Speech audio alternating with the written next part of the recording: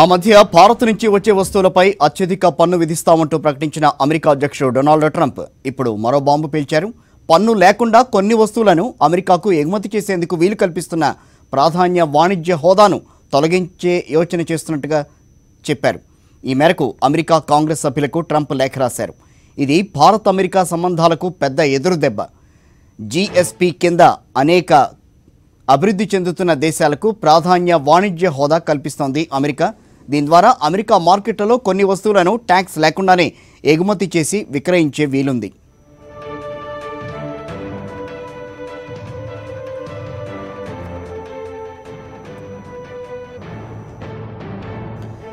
ప్రస్తుతం $5.6 బిలియన్ విలువైన వస్తువులు ఈ విధానం ద్వారా మన దేశం నుంచి అమెరికా మార్కెట్లోకి వెడుతున్నాయి.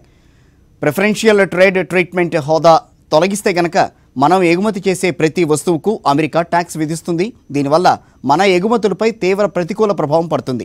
చాలా వస్తువుల ఎగుమతులు ఆగిపోయే ప్రమాదం కూడా ఉంటుంది. భారత్తో పాటుగా టర్కీకి కూడా ఈ హోదాను ఉపసంహరించాలని ట్రంప్ భావిస్తున్నారు. గత 4.5 దశాబ్దాల్లో టర్కీ ఆర్థిక వ్యవస్థ బాగా అభివృద్ధి చెందినందున ఆ దేశానికి ప్రాధాన్య వాణిజ్య హోదా అవసరం లేదు అన్నది ట్రంప్ కాంగ్రెస్కు రాసిన లేఖలో వివరించారు.